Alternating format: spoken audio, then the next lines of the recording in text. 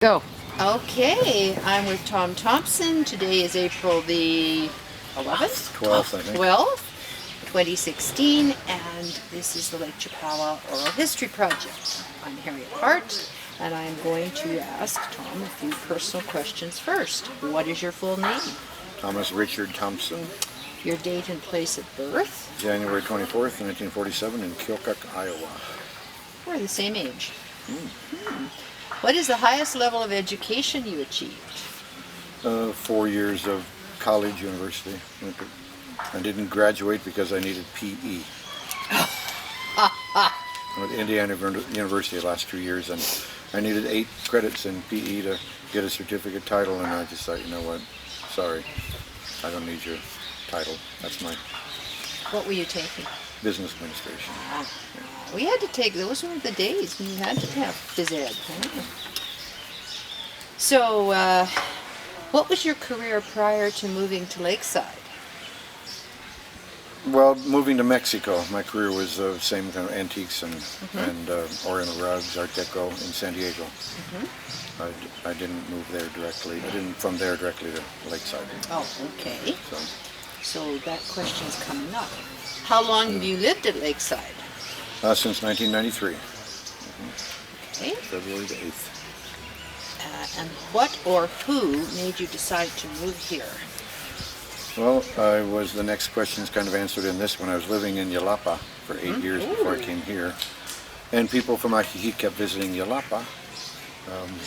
People I still know to this day. And they kept saying, oh, Ajijic's wonderful, Ajijic's wonderful. So I came up here to check it out in February of 1993 and stayed. I understand. I was reading a book about Yalapa. Their weather is really, isn't it? Well, it's just like Vallarta, Yeah. hotter than hell, except there's no electricity. There was no electricity back then, so we didn't have any fans or air conditioning. Is that the place? Is that where the jalapeno peppers come from? No, that's a different place. Probably. Okay. Alrighty. I got the wrong climate because that one's wet. That one's humid. Wet and Moldy. humid.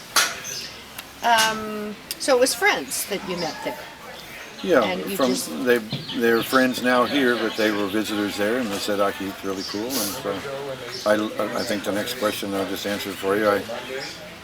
Living there very comfortably. My daughter was born in '91, so she was about to become 2 years old. And yes, you have a different perspective on where you live when you have a kid. That's for sure. And no electricity and no running water except gravity from the mountain streams. It's very nice. But it was a different environment maybe than you want to raise a kid in. And then I was a witness in a crime. I went to court. The guy was sentenced with 8 years in prison, and he was accosted an older American man and threatened his life and had stolen a bunch of stuff. And so he got sent to jail, and the next day he was out of jail. The next day. And he came by my house and whistling. We had a whistle code through the town at night because you couldn't see people. You had a whistle to tell who you were. So he whistled, I'm back. I said, one day in jail. So I said, well, I don't think I want to live here.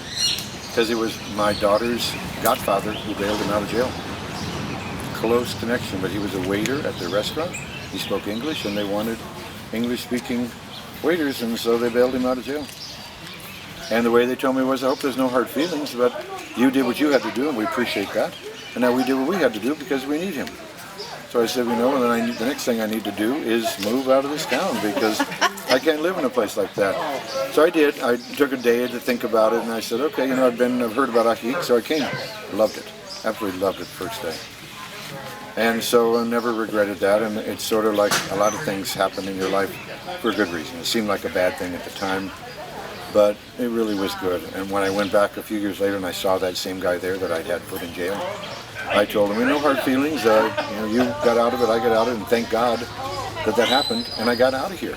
Because I just was wasting my life in this little wonderful little paradise town, but not doing anything. So it turned out for the better to leave. So. He obviously wasn't.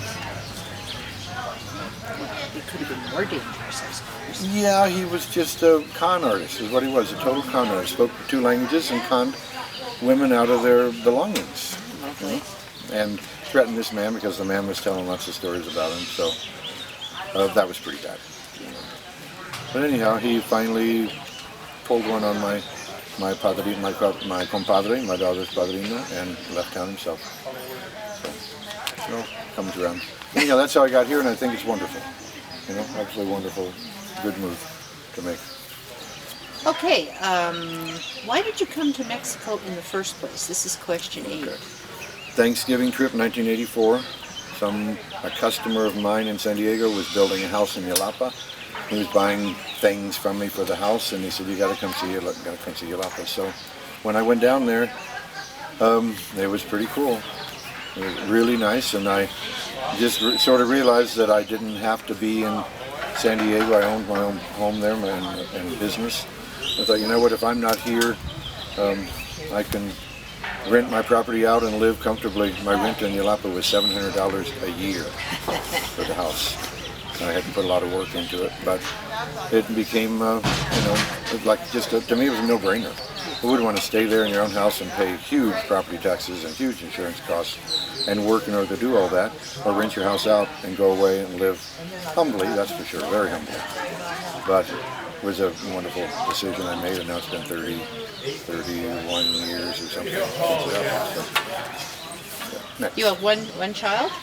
She was born 1991. Yeah, okay, so she brought her along, of course. Mm-hmm. What possessions did you bring with you, and why? Well, I took loads of antiques, Oriental rugs and antique furniture that was like mostly Oriental teak wood furniture and stuff. That was left over from my business up there, and I just thought, why not? It'll be perfect in the jungle. The humidity doesn't bother teak, so I finished. Here come some people to join us. I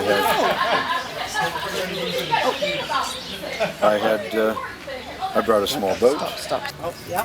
We're in the jungle with the teak furniture. I brought in a small boat, fishing gear, diving gear, and gas refrigerator. There's no electricity.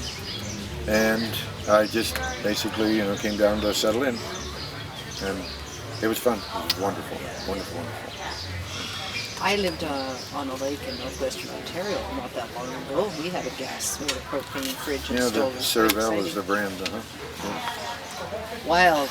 It was the smallest refrigerator in the world. Pretty small. Okay, what was the journey like? You came down with all these antiques. Well, I drove down the Baja. Yeah? Gorgeous. Have you ever been down the Baja? No. Beautiful, beautiful, beautiful scenery. Like a moonscape. Moonscape, because there's just hardly anything growing unless you stop and get out of the car and look and find little teeny tiny things, but it's like a moonscape, and then the water is crystal clear on the Gulf of, what they call the Sea of Cortez side. Mm-hmm. So we went a couple of weeks driving down, stopping along the coast, fishing, just goofing around, and made that trip twice to get all the stuff down there. So, and then cross over on the ferry over How to the many mainland. days did that take?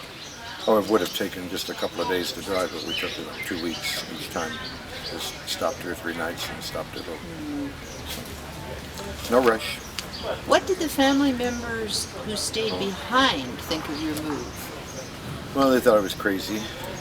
I had a very successful business in San Diego, and in 1984, in the spring, I did a sale for a very, very important family, an estate sale, and it was $1.7 million in stuff I sold. And after that, it was like, I don't think I can ever top that. So from here on out, everything is like less than that, less than that. And I just had this, I had an experience that anybody in my business probably has, and you see people retire, sell off their stuff, make changes in their lives, and 2 years later, one of them's dead. Happens all the time. Almost something about your clock that just doesn't work. Once you don't work anymore, once you don't have that life, some people just die.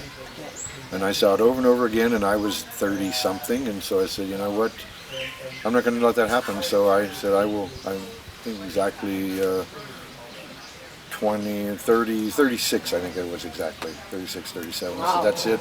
I'm not going to work for a while and have my retirement now. So I gave up the business, so everybody was saying, wow, your business is so successful. I said, yeah, but you know what, I can't beat what I did. And so the fun is making it, starting from nothing. It was a very, very tiny business. I was renting the building, ended up buying it all. And then it was ready to kind of do something else. That's the truth. So that gave me an opportunity. I ended up doing the same thing again here. And you're still not retired? No, No, it's I was at 8 years sabbatical, I call it, in Yelapa. So, but Wow. anyhow, everybody thought I was nuts, and Did a you lot have of a them big still do. family with siblings and stuff? I have, at that time I had 5 brothers and sisters. There's still 4 left. And one came to visit once, I think. My family, like a lot of Americans, they don't even have passports. They wouldn't know how to. Why is it? Have you ever thought that there's somebody in the family that just has the sense of adventure and the rest of them are all stuck on the farm or wherever they are? I have the same kind of family. My brother, I mean, we were on a farm on the Canadian prairies, and my one brother, I don't think he ever left Canada. He might have gone to Iowa to a 4-H thing or something sometime, but nothing. Some people are more comfortable near home. I mean, now that I'm here, not that I don't leave here, but I travel to Europe week time and stuff, but I don't really travel much around anymore. Well, I think that's part, but you obviously have a sense of adventure. Yeah, But they don't. I've been there. Okay, can you remember your first impressions of Lakeside? Yeah, walking around and everything was behind walls. You don't really see any houses. And it was very intriguing, like what was, and every once in a while I got an opportunity to see behind, and it was just a shock. Sometimes there was maybe nothing. There were cattle. I don't know if you know, but until recently, there were cattle next to the church in that land. And you wouldn't know it unless you were on second floor looking down there. So that was very intriguing, because the Yelapa, just the opposite. We didn't have, most houses didn't have walls on them, complete walls. Is that the town that you're invited to sort of look in the windows of the nice houses? There's one of those down there. There are no nice houses. There were no nice houses there now. But it's just Palapa living, Palapa style living, and so nothing like here. And then the Mexicans were very friendly. Very friendly. The first Did you people I speak met. Spanish when you got here? Yeah, not as good as I do now, but I've been speaking for years there. The lady right up the street here, half a block, Rebecca, was one of the first people that we met here. Mickey and I walking along, and she had little kids that were sitting on the front steps of the house, so I stopped and introduced us, and Mickey played with the kids, and we sort of became friends over that. We were here for 9 days before Mickey turned 2, and so she's going to have a birthday party, so I didn't know anybody to invite, so I invited that family. And we've been friends now for 23 years. Same family. All of her kids have grown up. They have kids now, and it's just family connection from the very beginning, which is very nice. Same in Yelapa. I had lots of Mexican friends and their families who cared about Mickey as a baby, and we go back and they're just amazed that she would grow up. Yes. And the other thing was, for me here, was electricity. We didn't have that in Yelapa. Telephones didn't have that in Yelapa. So all those things, I used to laugh and say, "Why, you just throw the button and the lights go on." Amazing. You're spoiled. Okay, Neil James, we have 3 questions. No, that's a complete skip, because I only saw her here in the grounds as a very old lady. Is that That's right? it. Yeah, she died Okay. in '94, I think. I got here in '93, so Okay. There was no- I need a pen, but it's okay. you need 10. Well, I'd like one, but it's all right on there. Okay. So how about the Lake Chapala Society? I've got a few questions about that. 3, to be precise. What was the Lake Chapala Society like when you arrived? You arrived in '93, The you children, said? the children's library was over there, and that was a pretty important part. Yeah. I can't remember, Berta maybe was the old lady's name who ran it. Yeah. She's been running it We're for still years and trying to years. find her. She's alive and well, but we... The VHS rental was right here, and that was a very, very popular thing, especially for somebody like me, because I hadn't had any TVs or anything for 8 years, and so to have the availability of these old movies. I mean, I used to listen to music and think, "God, that's a really cool song," and find out that it had come out 6 years earlier, but when I was not in touch with any of that stuff, living there. And to me, I love the old mature gardens that were here. I just was telling Mary Ellen. Mary Ellen that Alejandro Trevino, you know that name? He redid the gardens about '92, probably a year before I got here. There's a plaque on the wall there. He put in all kinds of exotic plantings, really, really did a nice job of spiffing up the gardens all at his own expense, because he was a landscape architect. And he was from Saltillo, but he lived in Chapala. So anyhow, he did the gardens over completely restored them. Beautiful, beautiful job. There was a tabachine tree right there in the corner that he planted, and about 10 years later it was cut down for dumb reasons. But that was one of the beautiful things about it. And then there were 5 ponds, I think there's one left, isn't there? Yeah, I interviewed there was one here. I think it was Charlie Smith, who under his presidency, some lady did fall in the pond. He told me about the ponds. There were 5 ponds, and there's one, I think, and that was silliness that they filled them in. But one of my argument at the time was, when we were fighting the filling in the ponds, like, this is patrimony. A lady gave you a multi-million-dollar piece of land, and all you have to do is take care of it. And you can't even take care of it. You have to fill it in because it's going to cost you too much money. Somebody gave me $1 million piece of property, I'd find a way to preserve it. And Yes. they didn't. So what I did in sort of my own little protest at the time was I built a pond in my backyard in the year 2001. And now it's 2016, been there for 15 years, never had a leak, never had any problems as long as you keep it balanced. I'm the one who gave them the plant for this one. They didn't even realize what plants you need to put in there in order to keep the oxygen right and all that. It was a matter of what do they call it, ecological balance in the water to keep them good. And the administrations back in those days just saw it as an expense. And I don't know why they were so tight with the money. At that time they had over $100,000 in the bank. And they just didn't want to spend it. They just wanted to fill things in. And as I mentioned also, Mary Ellen, I mean, all these things like this one and that one and this one and that one, all these sitting areas, I don't see them being used. Maybe some other time they are, but that's where the beautiful tree was, and they did that for ticket office. Silly. Short-minded, and that's one of the things that we'll cover in a few minutes if you want.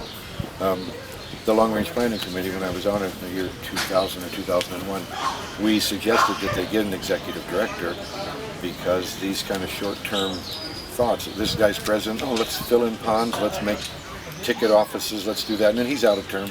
Then somebody else comes in and they do something and they're out of term. Need a little more planning than that. You just can't do things in 2 and 3 year stints and whatever your personal taste is. You need to really have a director. And somebody's in charge of the gardens who's a full-time person and not also temporary, because people have their own ideas, like the ponds. That's expensive, that's difficult, and it's not. They were here for 40 from the 30s until the 90s. They were here for 50 years, and they were fine. All of a sudden, they were a problem because she had somebody who knew how to take care of them or let them be the way they are naturally. I don't know. They were invaded by turtles. I don't know if they still are or not. I don't know. They were invaded by turtles who were eating the fish and causing trouble. But this is just an aside, but if you just know things, like the other night, we went to the Malecone in San Antonio. Do you know that there are thousands and thousands and thousands of yellow-headed blackbirds now that are nesting in those reeds? no, Thousands of them. They come at 20 to 8 at night. And I mean, like, they're the ones that make that sound, that nighttime sound. no, but No? they're just beautiful. They just come in there. There's just swarms and swarms of them. And I met a 92-year-old lady. I was sitting down there watching it, and she said, well, why is this happening now? And my husband said, because they put the reed beds back. They had taken all the reed beds out. Oh, interesting. Well, they probably came back on their own, didn't Well, they? yeah, I guess so. But they had been doing They allowed construction and stuff, and the birds were gone. And as soon as the reed beds came back up, there's just thousands of them. It's like an environmental miracle that nobody's paying any attention to. Well, there's a little area down here now that's developed, right? In fact, straight down the street. Naturally, 2 years ago, started growing up like that in cattails and other plants. Millions of birds down there. Not millions, hundreds of birds. And that, would have no other place to go. They'd have to go to the other side of the lake, I guess, because the shorelines are all houses and developed gardens and all that. It's amazing how quickly Mother Nature Can bounce back. reclaims herself. Well, So- yes. Okay, so you didn't know Neil James personally. We're down to the Lake Chappelle Society. What was it like at the time? The 5 fish ponds, what stands out, the Yeah. VHS rental, children's library. The need it met in the community. Well, the mail service was invaluable, Yeah. dropping off letters until 9/11. Movie rental, the consular visits were something great here too. And then it was a nice place to meet newcomers. I think it still is, probably for newcomers to meet each other. It is. It's pretty quiet right now, but it's the time of year. Yeah. Okay, are you currently a member? I just joined again after 15 years Oh, you're going to give them a I second did. chance, are you? Well, I started back again in January because of the board had a meeting with the president and some other people, and it seems like they're going in the right direction. Good. So now we've got some environmental questions. Back to the environment. Describe the quality of the physical environment of Lakeside then and now. Where are we at? You are on page 2. Well, the only one you skipped is the longest one. How I've seen the organization Oh, evolve. where the heck is it? You know what my papers do around? No, it's Well? on page 2, right after currently a member of the LCS, number 4. Okay, well, page 2. Oh, you're. My page 2 seems to have blown away, so why don't we So I look tell at you what your it is. page 2? How have you seen the organization evolve? Alrighty, good. Go for it. This is a long one. Okay. In my opinion, from '94 to 2003, the organization digressed horribly. Became a social club for a small clique of people who had a lot of drinking problems. Really? That's my opinion. And less interested in mixing with Mexicans and more interested in their own little social group and gathering and the complete loss of the appreciation and patrimony of Neil James. Because like I said, the ponds were her donation, the whole property was her donation to them. The gardens were her Right. pride and joy. And the children's library over there was one of her Yeah. things that she really relished.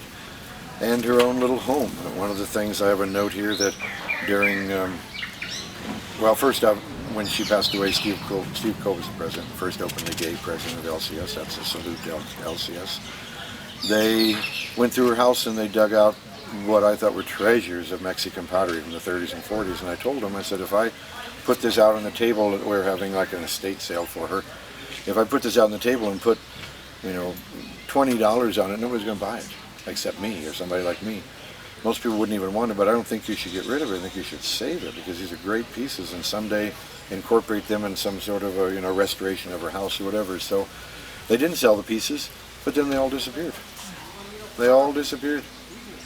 I saw some of them in the homes of some of the board members later on when I go for cocktail parties, and they're just divvying up the stuff. At the sale, they sold off her rebosos in silk. The silkworms are right here. And at the time, I said, "Don't you think you want to save some of this stuff?" Nah. So I bought one. I still have it, and I've offered to give it back whenever they get the museum going. Made by her silkworms, woven on her looms. I think it's pretty neat to have stuff like that. Yeah. So, and I know they have found a lot of her things. Her negatives. She was a tremendous photographer. Did you know that? I knew she was a photographer. And all of her negatives were given away. Oh, Given to the LLT in boxes full of junk. And there was no reason to give them to them. And somebody there were glass negatives. Somebody there wisely realized what it was, and they gave them to Jill Fessenden, who now is making copies of them. But this was also patrimony of Neil James, should never be let go. So that's why I say that period was kind of the result of not having an executive director, somebody who had continuity, because an executive director would have said, Steve, with all politeness, you're only going to be here for one more year, and the organization is going to be here. Let's save some of this stuff. Or the next one was Verl, and the same way with him. The Ed Wilkes Center the Ed Wilkes House was donated under Verl's term, and Verl asked me to go over because there were some Oriental rugs there to see if they were worth anything. When I went in, the house was almost empty, like nothing left in the house. His library was still intact, but I looked at the rugs and I said, they're worth like $100 or something, not much. But these prints on the wall, there were 5 prints. I said, those I think are going to be very valuable. He said, they're just prints. I said, yeah, but they're Thomas Hart Benton, a very, very famous American. And the group was the AAA, I think, American Artists Association in New York in the 30s. They were making high quality prints and signed by the artist. I sold them at Doyle's in New York for $5,000. And I charged Doyle's commission, the shipping, and my commission, and they got $2,900. And at a public meeting, Verl made a joke about it and said, well, after Tommy took his bite, we got $2,900. And I thought, you were going to give them away, like they did everything else in the house. They gave everything away amongst their friends. I said, wow. So then the last thing left was the library, and people who knew Ed Wilkes said his famous quote was, his life was his library. His life was his library.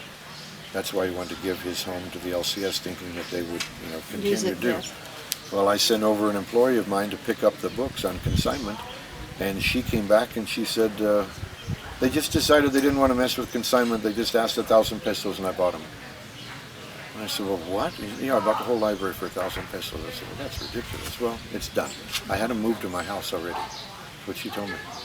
So she only worked for me another year before she was fired because that was the, I mean, what? There were thousands and thousands of dollars worth of books there. He had a collection of early science fiction, all first editions. And they sold everything for 1,000 pesos. It was like one of the worst estate liquidations I've ever seen. It was done completely by incompetent people, well-meaning, that's all you have to say, well-meaning people who have no idea what they were doing and didn't seek any professional advice because he was the president and his wife. When I went in there in a little trash area in the kitchen, I found these Lucky Strike cigarette lighters, and I said, wow. And they were old ones from the 50s. I said, these have a good value, I think, of collectors. They're Zippos. And she said, well, just take them then if you want them. This was their attitude. Like, how can you give stuff away when it's not yours? The president of an organization is just the president, not the king or anything. So that was the trouble I had with that whole group. And then Neil James's house, and I never saw the damage, but her sala had a, what do you go? Okay, they had a constitutional meeting at the LCS, a number of them. Gil Silverman was his name, who was organizing it. And their idea was to change the purpose of the society to serving the members. And I said, well, why would Mexico give you a tax-free status to serve yourself? You've got to serve the community that you live in, and the community, I'm sorry, whether you think so or not, it's not Mexicans and Canadians. The community is everybody. So if you not have a goal of serving the whole community, now they do. They changed that back again. That is one of the reasons that I joined again. Because I just thought, where are we going with this? I mean, eventually I made a sarcastic remark at one of the meetings about the pond.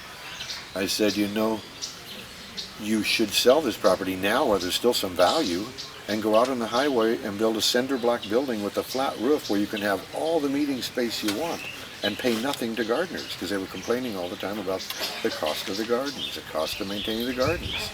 So I don't know if you know the history about the pond issue, but when Bill Schrader decided to fill in where that thing is, that gazebo thing, when he wanted to fill it in, I objected, and so did many other people. The argument was that the pond underneath was leaking and it would be too expensive to fix it. So they were going to replace it with a gazebo. And I said, well, it can't be too expensive to fix it. It costs more than $10,000 to build a pond like that. You guys are just going to fill it in? Don't you realize you're doing away with the value of the gardens and everything? Well, so they didn't want to hear it, so the Constitution at that time, I don't know about now, had a provision that the members could ask for an extraordinary meeting to discuss an issue with the board. So it took 30% of the members, I think, and I got them. I got 30% of the members to sign a petition. We presented it to the board in like March of that year. And in the most arrogant thing I've ever seen in my life in any board, they said, okay, we'll have the meeting on the 15th of October. 6 months later, when the project was done. And so we changed the purpose of the meeting to not stop the pond, but to censure the board for their arrogance, complete disregard of the wishes of the members. And so we had the meeting, lots of people spoke pro and con, and the vote was very close, but the board won. And people didn't want to censure them. They thought that was too rough. But in the end, you know, they didn't fill in the pond. They turned it into an aljibe, which means they had to restore it in order to store water in. I don't know if there's still water stored in there now or not. But they didn't do anything they were going to say. It was just one of those small-minded things that happens when you let people like you or me, who are not professionals, get a hold of a place like this and have 2 years of doing whatever you want to do. Mm-hmm. The board gets together and goes, oh, let's do that. Let's do that. So that's why I say it was a very bad time. It seems to me like they've gone a long way since that. Yeah. All the discussions I've had with the current president and the executive director, they just seem like they're going in a total different direction. Wonderful, wonderful, change of course that they've done. That's why I say those were the really bad years. So. Okay, what else have you got here? Well, I know we've talked to one more of my fame. I might as well put it on record. All right. You know the Neil James Ashes story? No. You don't know that one? Oh my God. When they're doing the pond back there, Bill Schrader decided that the seating area around the tree where she was buried should be smoothed out and expanded so they could fit more chairs there. So he ordered these workmen to dig up all around the tree or fountain, and they ran into her ashes in the afternoon one day, workmen, and nobody was here from the board. So they put the little wooden box in a cardboard box and left it on the steps. And we're about to go home. And this lady, Marguerite Marks, and I don't know if she's still alive or not, but she's one of the lifetime members here. I don't know what she was doing here at 5 o'clock in the afternoon. But she called me at the store and she says, Tom, I just came from the society, and you know what? I think they've dug up Neil's ashes and they're in a cardboard box over on the step over there. Would you go check? So I went over and I looked in the box and said, well, this is a rotten wooden box and there's a plastic bag inside. Looks like ashes to me. So I took it down to the bazaar and I transferred it into a really beautiful antique wooden box I had, put it in my interior in my house with candles and flowers, and left it there in a little shrine. And then like a day or so later, somebody started looking for the ashes. Yeah, actually 24 hours later, somebody started looking for the ashes, and so Mary Alice called me and said, I understand you have something that belongs to us. And I said, absolutely not. Absolutely not. So I hung up on her. And then she sent an intermediary, and I said, you know what, you guys should be shot, all of you. The lady gives you $1 million property, and you dig up her ashes and disrespectfully leave them somewhere. You don't even know where they are, and the next morning, and you have to call me and ask me? I said, no, I'm not giving them back to you, because you guys don't deserve anything like that. She deserves the proper. So meanwhile, there was a lady living here, Muffin Mayo's, how she pronounced her name, but it's the Mayo Clinic in Rochester, Minnesota. She was living right up the street here. And she heard about this story, and she wrote a letter to the Guadalajara Reporter at the time defending me, saying that, you know, my grandparents donated all of their money and their home and everything to form this nonprofit, Mayo Clinic. They only asked one thing, that their ashes be buried at the bottom of this tree and never be disturbed. And she said Neil wanted to be buried at the bottom of that tree, and those people could not give her 1 square meter of land on her own. They had to use that for seating area too. So they were going to make a nicer monument and raise her up, which I think is back there. I never came for the ceremony. I said, really? She just wants it humble at the bottom of the tree. And that's too much to ask. So eventually T. Falcon, did you know T when she still was here? No, but I've heard of her so many times. T was here for 100 years. Finally T came and said, okay, they got the monument ready to re-inter her. I said, okay, I'll give her to you, T. But so they all should be embarrassed. And they went to the Ministerio Público to prosecute me. Oh. And I had a case going on there with somebody else. So I saw the Ministerio Público, and he told me, these people are down here trying to prosecute you. And I said, for what? For stealing her ashes. I said, now, let's see, under Mexican law, you have to have 2 witnesses and a bill of sale to prove that something is yours. Do they bring in a bill of sale for her ashes? Of course not. They don't even know what they look like because nobody was here. So they could never get a case against me. But they tried. And wouldn't that have been great to prosecute me for their, really poor taste, really, really poor taste. I hope that, if I leave something when I'm gone, that somebody can respect a little bit of, just leave me in a quiet place. That's what she wanted, just a little, for eternity at the bottom of that tree. Yeah. No, that's not good enough for us. We need to put you in a nice monument. Where is this monument? Back there where the tree is. I hope the tree is still alive. Right outside the Neil James Oh, okay. I'll go Sala. look. I think they've built a little something against the tree. But are we taking a break again? Okay. Do you think there's an important role for LCS to play now and into the future? I certainly do. The education of the youth of the area. One of our long-range planning projects was a bilingual library. We even have the location set to build it back there. We wanted to get donors. I still think that's a wonderful idea. On these grounds, a 2-story bilingual library. Seniors and English speakers downstairs and younger Spanish speakers upstairs. And we could provide really something to the community. Nowadays, probably not so much books as a computer access library, or now, that kind of research, places to do homework. So, and in their social programs, which I know they're starting now, the art program, which has been going on for many years, preserve the gardens, and then raise awareness more of the beauty of Mexico, food and their culture. Those are my suggestions and my hopeful role for LCS in the community. What do you, yes, I'm there. I've You're got there that. now. But, they do have a new building over there, which they did after I wrote these questions. I don't know what I don't know what the plan is. Have you seen the new Right. building? I wonder if they could use some of that as a library. Well, they said they're not sure yet what they're going to use it for, so it's a possibility, yeah. It's a beautiful old home, and there's one of the things where I'm old-fashioned. I like to see it maintained as an old home and restored. And Yeah. Well, maybe though it could be part library, part meeting room, part whatever, and still a home. yeah, because nowadays you don't need racks with thousands of books on them. You need a mainframe computer and access to that. That's what you need. So. Okay. All right. Section whatever. Environment. Describe the quality of the physical environment of Lakeside then and now. Okay. Lakeside then, no parking problems. Electricity and rain and the phones would fail when it rained. Electricity would go out, your phones would get scratched. The streets were clean, but people. The Mexicans who lived in most of the houses around town would be out first thing in the morning sweeping the street. The foreigners who bought those houses from them don't do that. Not as many. So that's the then and now. Now. Okay. How about the social environment? Mostly Mexican owners in the center of the village at that time. So people are sitting out in front of their houses at night, on the weekends. Birthday parties and things would sometimes be in the street, quinceañeras, all that kind of social life that we don't have much of anymore. There's still some Christmas and some New Year's ever walked around the town on those nights. Still some street fires and things, but not as much as it was because there's not as many Mexican families living in town. In fact, those people that tried to interrupt us had rented a house just over here in the village. And we went out for New Year's Eve and we had dinner at my place. And she said, well, I have to be home by midnight because I have to be at the street party. And their neighbors have a street party and with a bonfire and everything, just over here. And she just didn't want to miss that for the world. And I thought, so they still have them. Yeah, just not as many because there's not as many families in town as there used to be.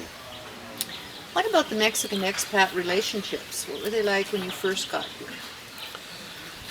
Well, I don't notice a whole lot of difference in that. I mean, at least for me, because I was speaking Spanish and my daughter looks Mexican because her mother's Mexican, so maybe that made some contact with us. But no, I haven't really noticed a decline in any way. Certainly never any gringo go home or any of that kind of stuff, so it's always been about the same. That's good. So same now as it was then, pretty much. Yeah, I made a note here. One of the things that back in those days, and I can say this from experience I've had with a number of people over the years, it was gringos defrauding gringos in one way or another, real estate deals or whatever. Gringos defrauding gringos. And now it's come to Mexicans defrauding gringos because the notaries, not them personally, but the notarized wills and all that kind of stuff. Maybe you've heard cases yourself, a dozen cases in the last 5 years where people die and everything they had went to their notary and went to their real estate agent and went to their lawyer and went to somebody else. And I haven't heard that. Nursing homes where they die and everything goes to the owner of the nursing home. I think that really can't be true. And so I know a couple of cases where people in the last year, I know 2 cases where people have found out about it before they died. They decided to sell their house and go back to the States. They thought they were going to die here, and they found out that they'd already given their house to somebody. A few years before, when they thought they were writing a will, they were actually signing their deed over. So there was a battle to try to get it back again. So it used to be, the early cases, and one of the great ones was Edie Ferrari. Oh yeah, I remember Edie Ferrari. Edie Ferrari, her first house she bought here, she never sold it. It was a bank trust, because that was the thing back then in the late 80s. And she never sold it, just kept hanging on to it, and she decided she was going to give it to a Mexican man, and he pulled out the bank trust and started reading and realized that the wife of the real estate agent who sold it to her, he'd put his wife's name in there as the beneficiary. When she saw it, she said, that can't be true. I absolutely did not name a beneficiary because my trust in the States will be my beneficiary for everything I own, or would have been. No, and it certainly was. They put their name in there, and who knows how many other times that's happened, that, that people die and they didn't have any idea what they were doing with their property because they trusted. In those days, the gringos. Now it's more, I think, more the Mexicans, unfortunately. who are, and that's one of the things I talked with a few older people in town. It really might be nice if the LCS could find some way to have some sort of a, I don't know what the word is. I mean, it could be trouble if you went too far, but have people say, you know what, I'd like to have an independent board review the documents before I sign them. Good idea. Yeah. You know, not to make a legal opinion, but to review them. Yes. The most recent case, a lady, fortunately, was going to sign her will, change her will, her and her husband, and they picked up a lady to go with them to lunch afterwards, and she was sitting there. There was a copy waiting outside the notary's office to sign it, and the other lady wrote Spanish, and she said, "Why are you giving your house to your attorney and the contents to your children?" No, I'm not. Everything goes to my children. That's what we're here to change, because I got remarried and we want to split the things up that way. No, it says here clearly that you're giving the house to your attorney and you're giving the contents to your children. So the attorney walks in and they call their attention to it, and the attorney grabs it away and says, "That's some kind of a typographical error, I'm sorry." He says, "Okay, well, we'll change that." So then they told the attorney later on, "You know what, we're changing attorneys." They were just about to get the same thing happens if you don't read Spanish. There's a couple of notaries now who have documents in English and Spanish. It really has to be that way. Yeah. Ours are. Yeah. So it would be nice maybe to have somebody to say, "I'd like to bring my documents over before I sign them," and have somebody take a look at them. Okay, So that's part possibility. Okay. Good idea. I just make a little note. You know, one of the horrible things I can say about Mexicans is, and because I'm a Mexican now, be careful if they speak English. I've said that so many times. You know, my husband speaks English, and so hopefully he's the exception. But you know, it's just a danger, because you just trust people so much when they speak your language. It really is, and that's a false trust. It can be, and abuse. And people are so nice. Haven't you found? Oh yeah. Like people like yourself and so many people here who come down here. They love it in Mexico. They're so nice. They find a Mexican who speaks English, and they're just so happy. Thank God I can get things taken care of for my grandkids. And here they end up signing a document that is giving, you know, not what they wanted at all. Trust. So, anyhow, that's a suggestion for this. It's a good idea. It would be very tricky, of course. Okay, we've got about 15 minutes left, maybe even less. Mexico. The 3 most important world events that have happened while you have lived in Mexico. Well, I struggled a long time with that, because they all seem to relate to the United States, and that's a shame. There are more important things in the world, but 9/11, the Iraq War, and Obama being elected in the United States, a Negro elected in the United States. I mean, that was like a revolution, I guess, in a sense, to me. And then re-elected. Couldn't believe that. Re-elected. I went to the inauguration the first time because I thought, you know what, this is historic. This is like really, can't believe it. And then to be re-elected the second time, it had a lot of confidence, which is now being shattered. Let's not go there. But yeah. I couldn't think of anything else. Okay. Okay. What do you love about Mexico? I think the people are Mexicans first and then Canadians second. I really have met a lot of Canadians here, besides the Mexicans, and I really like Canadians for their non-aggressive attitude about a lot of things and tolerance. Of course, I'm a Canadian, so my well, it's not just that. No, I know that. It's true. I mean, I just don't see that aggression and animosity and all that. They have a reputation for being cheap or whatever. What's a canoe and a Canadian have in common? We don't tip enough. So, as if that's the most important thing about a But that's something character. that I learned in Mexico. I've been to Canada once before I moved here. Worked in Canada for 3 months. I didn't really get to know, I wouldn't think really get to know Canadians in depth. Mexicans I have, and here I've met more Canadians than ever. And so the Mexicans are wonderful. The climate, who can beat that? Right? And the availability of fresh foods and vegetables and all that. Just so different from any place else I've ever lived. So those are the best things. We're lucky. We're blessed. Have you got a favorite holiday? Well, when I lived to the coast, it was a Dia de la Marina, which they don't celebrate here, Mariners Day, June 1st.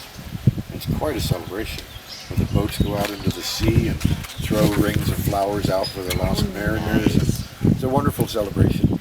But now that I'm here, I think it's the Day of the Dead, which wasn't celebrated there. Very interesting in that little town.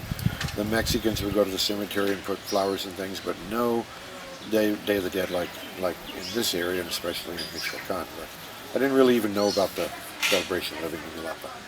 It was much more private, maybe, than here. So. Okay, food culture, I think you've talked about it. Yeah. Do you interact frequently with the Mexican community? Of course you do. I married a Mexican woman and then divorced her and had a baby by another Mexican woman and then married a Mexican man. My daughter's Mexican, married to a Mexican, my grandson is Mexican, so yeah. I have probably as much relationship with Mexicans as I do with foreigners. And you have staff, don't you, that are Mexican? Yeah, they're all 13 people work at the store. So you actually employ 13 Mexicans. 13 Mexicans, yep. And I'm interested in that because I think you're the first person I've talked to that's actually employed in the Mexican. So is there anything different about that? Oh, tremendously different. Yes, yes. And not critical, just different. It's sort of like, the Canadians are different from the Americans, and Yeah. the Mexicans are different, and a Mexican employee is different from an American employee, for sure. You cannot raise your voice. Cannot raise your voice. It's really amazing what that does. That's like the major insult. I had an issue with my husband last week, which I managed to convince him. He was literally hopping mad.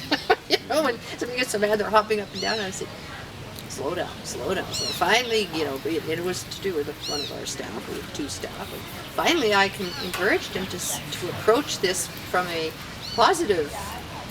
Maybe there's an explanation for this, And sure enough, it was one of those things. He thought he was being overcharged for everything, and he probably was being overcharged. But you can't jump up and down and say you're stealing money. No, and this is how Ricardo's been so wonderful in my life, because he can handle those things with a smile and a laugh, and just sort of negotiate out of well, you're not going to do that, we're not going to pay that, or whatever. Or Occasionally put your foot down. With the employees, it's more like he thinks they're always trying to take advantage of Mexican, and I tell him, I always tease him, he gets so mad. I said, remember that big grocery store chain in Guadalajara? What was the name of it? You don't remember, do you? Because Walmart came in and wiped them all out, destroyed all of them, because the way they used to run their stores. And it was, I don't know if you were here long enough ago before Walmart, and I hate Walmart. I hate the whole fact that they're here. I only know Soriana. Well, the store. This is how the stores were before: dirty, no impotence to keep them clean, and the prices, the regular price raises in Mexico. On December the 28th, you might not find a bottle of Coke, and you might not find any more toilet paper, because January 1st, the government allowed the prices to go up, and so everybody held the merchandise back for 3 days, or for 10 days, or for 20 days. There was a business in bodegas where you could buy 100 billion cans of green beans and put them in a bodega and wait for 30 days and sell them for 50% more, because of the government price fixing. So Walmart came in, and that all ended. They didn't cooperate with that monopoly that the other stores had, and basically wiped them all out. So now the stores are trying to fight back, and like I said, I don't like Walmart. I think it's awful. We have some vacation rentals, and all of our people want to go to Walmart because it's familiar to them. And I said, you know what, keep doing that, and it'll be just like the States here, where nobody will have a job except a retail job, and they're like the worst payers over there. They give no benefits, and they pay very, very low. So you're not going to help the village by shopping there. You need to shop at little mom and pops all around town. So. When I was first here, I had a neighbor who was 80-something years old. I lived in a little compound, and she gave me a shopping tip. She said, start with the little mom and pop stores, because they won't necessarily be any more expensive than the big ones. And I found that out, and I was so amazed. I had a little cart, because I used to live in the village, on wheels, and I could be up and down the streets buying, flour here, sugar there. Very satisfying, because I liked doing that. The sugar and things like that you mentioned can be sold in bulk. Just they bag it up rather than buy the commercial bag. So that can be cheaper. You can buy the portion you want. The cheese is like panela and queso fresco. You have to buy it at a small store, because the stuff they have in Walmart is not really panela, not really queso fresco. It's packaged, and you can't package those kind of cheeses. So.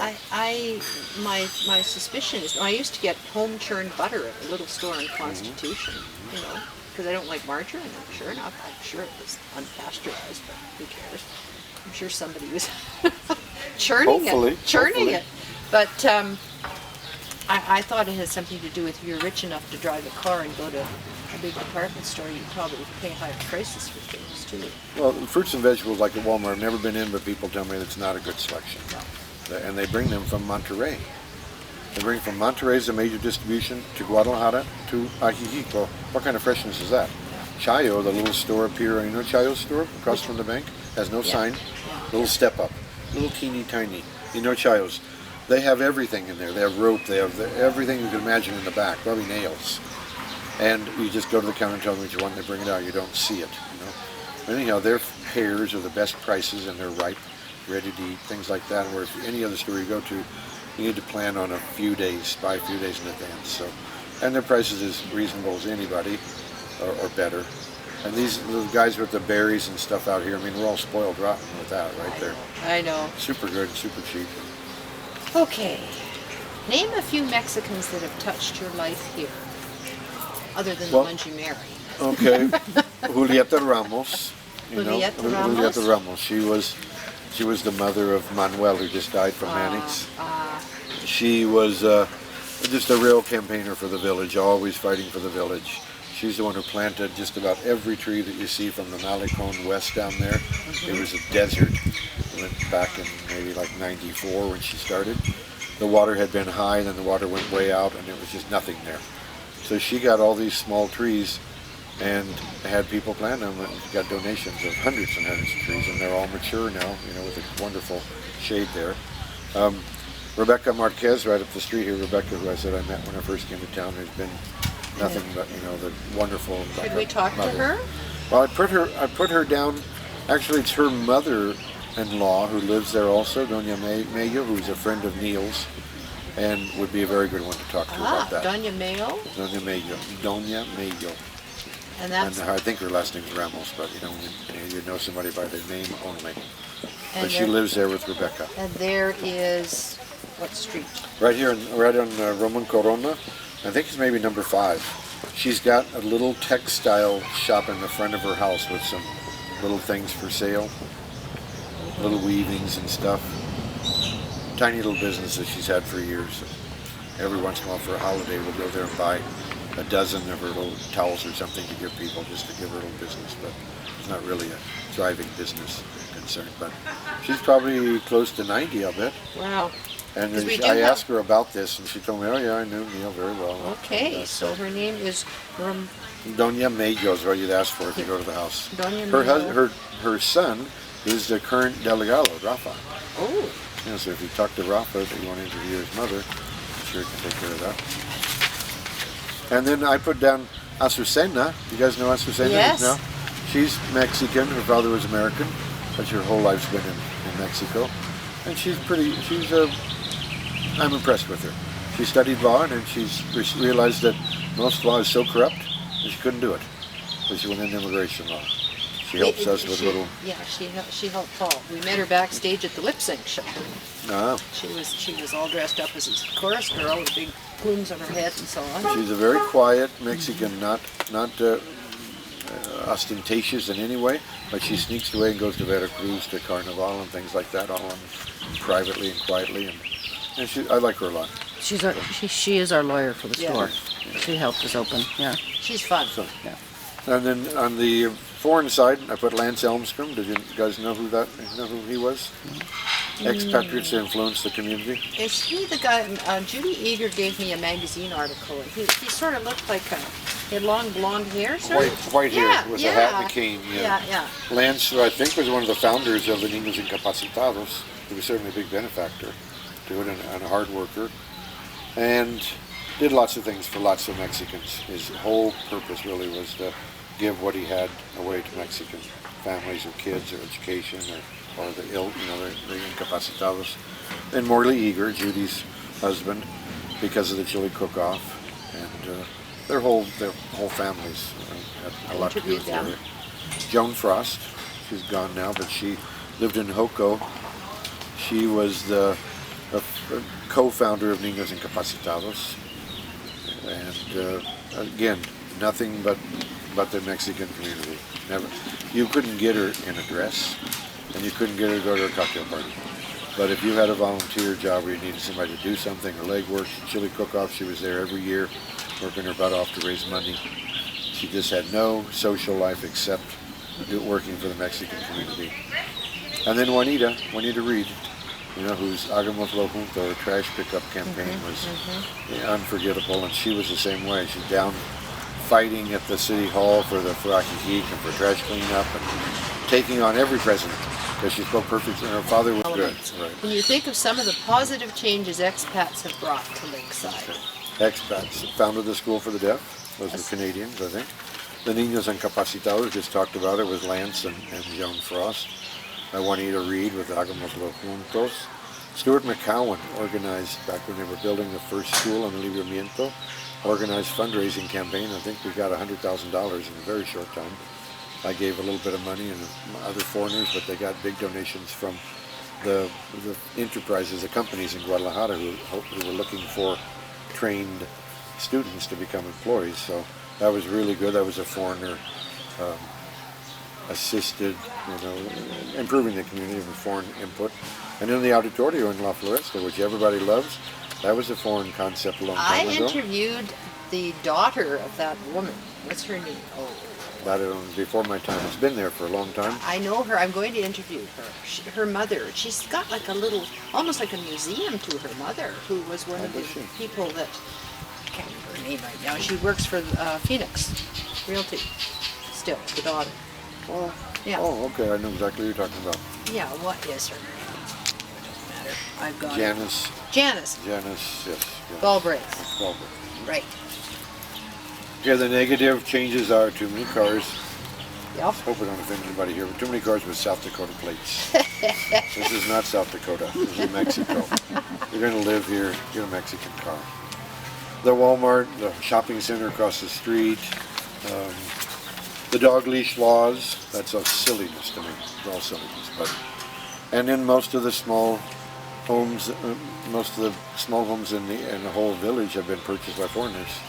So Mexicans, as their kids get raised up, they need to go someplace else. They can't live here anymore.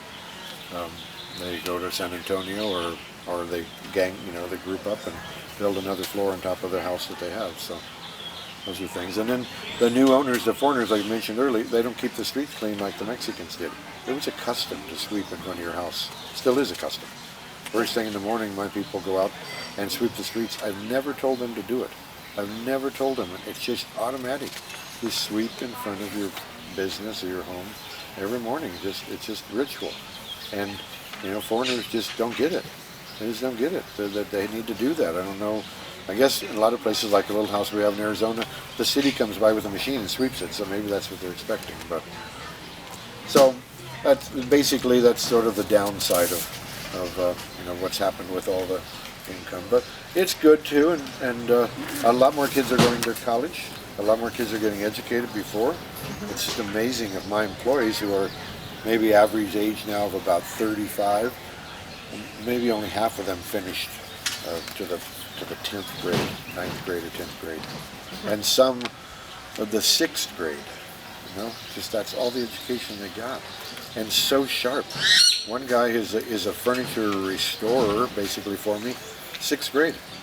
His spelling is atrocious. We just make fun of him all the time, hoping it will inspire him to get a little better. But this really, really sharp. All he needed back then was somebody to push him or the opportunity to go to school or something, So that's changing. I think more and more kids have the opportunity to. And thanks to the LCS, some of the training that they're doing and the scholarships. That's another thing. I think we couldn't have too many scholarships. Just keep finding necessary because it's cheap here. It isn't like a $40,000 college education or something. It's a lot cheaper to sponsor a kid. But the little bit of money it costs could be something the family cannot provide. It wouldn't be fair to give one and not the other. And so one of my complaints, one of the downsides, and I've seen it. Maybe you have too. Foreigners who have businesses around here, especially on Calle Colon, you go in there, you don't see a Mexican working there. One lady told me, I'm not hiring any Mexicans, I don't want all that labor law problem. I think, well, what are you doing here then? Because just to come here and love the weather and enjoy the reasonable cost of living, and then not do anything to contribute. So that's something I think, people may be more aware of, hire a Mexican or something. We love to do our own gardening, and we love to clean our own house. So Well- that means you have nobody working for you whatsoever, and then you drive South Dakota plates, and you shop at Walmart. So really, you're not a benefit to the community at all. You're just sort of like a leech, sucking on what everybody else is providing for you. 1, 2, 3. Oh, Any second now. well, I think we've gone. Thank Yep. you very much. I'm so glad you didn't cancel. He's been threatening right up till the last minute that he had so many